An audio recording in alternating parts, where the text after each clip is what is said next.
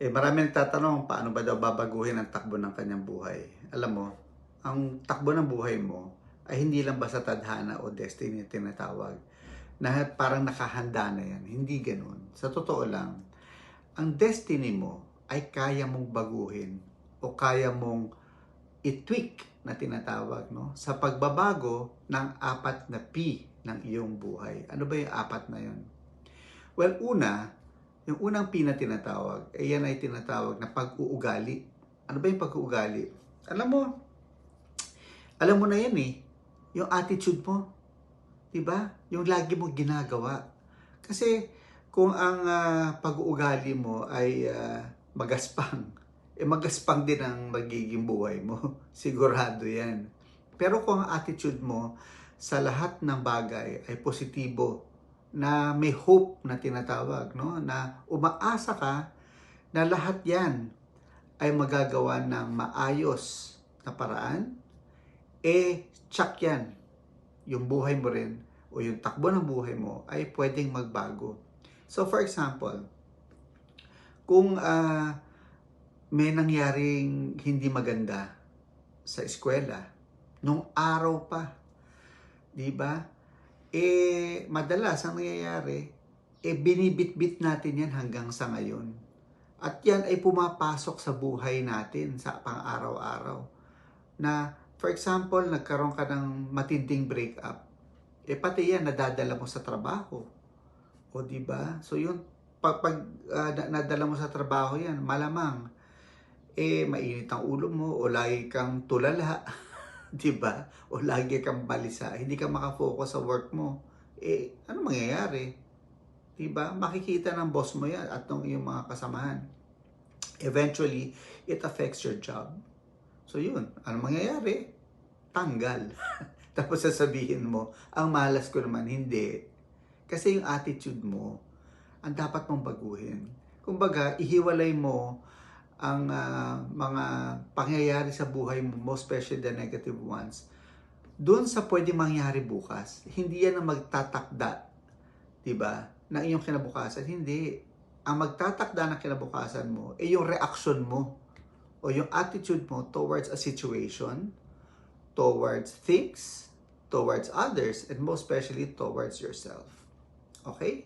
So dapat ang pag-uugali, yung attitude mo, baguhin din, di ba? Okay, number 2 na P. Yung tinatawag natin na pananaw. Ang pananaw ay isang outlook na tinatawag sa Ingles, no? Ang pananaw mo, doon ka nakatutok. Kaya nga pananaw, no? Nakatingin ka sa malayo, nakatingin ka sa future mo. So, kung ang pananaw mo sa sarili mo ay, pinanganak na akong ganito. So, I will end up like this. Ito na rin ang mangyayari sa akin. So, umpisa pala talo ka na. Diba? Kasi yung outlook mo, talo eh. Diba?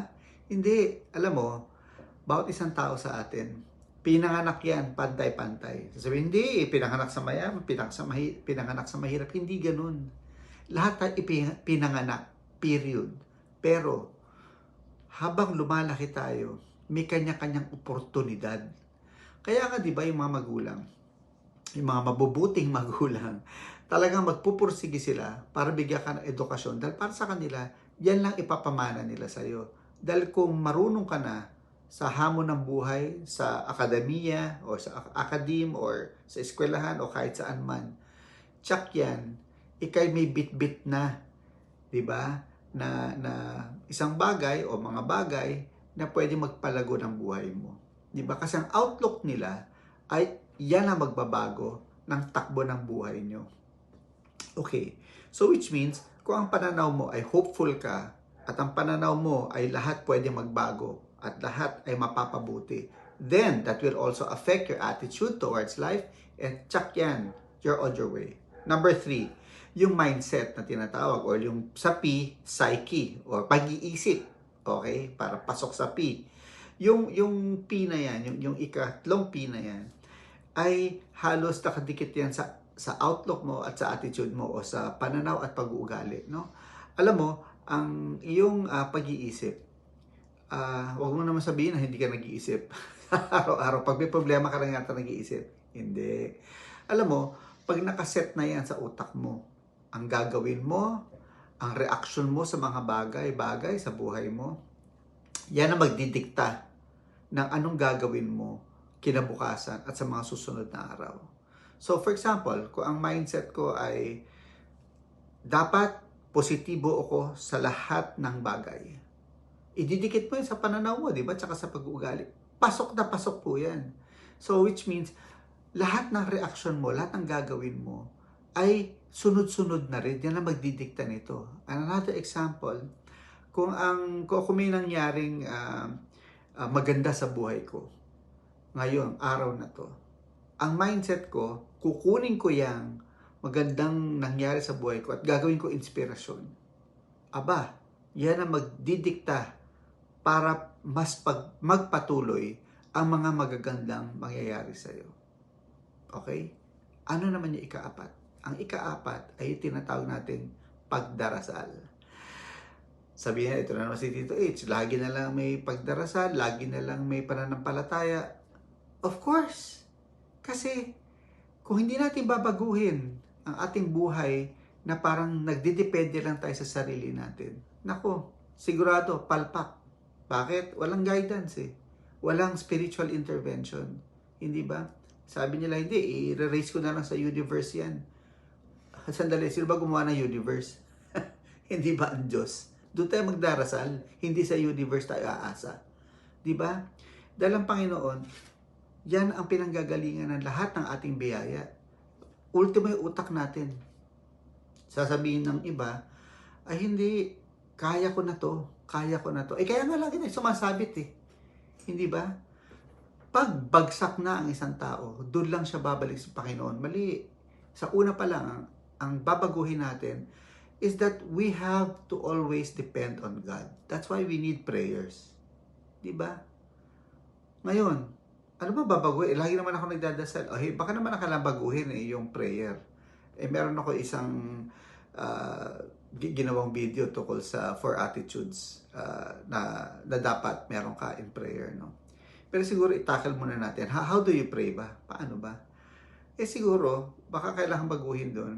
Yung intention sa prayer mo.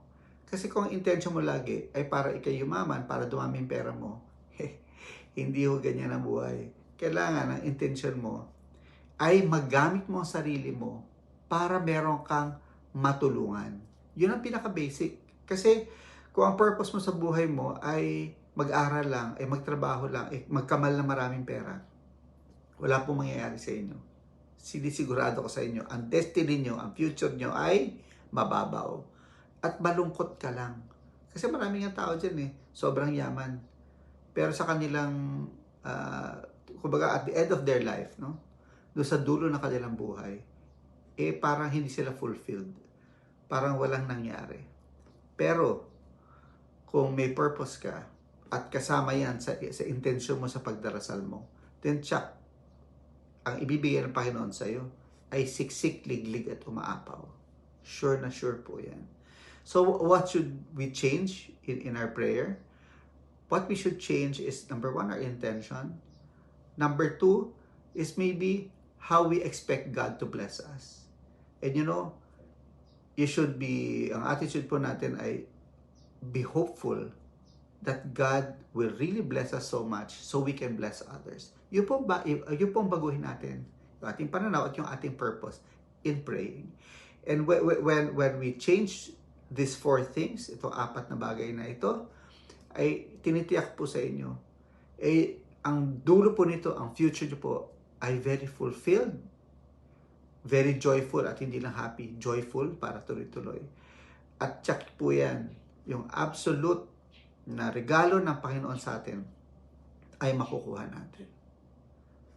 And I will pray that those who are watching this video will be able to achieve this. Okay po yan? God bless to you.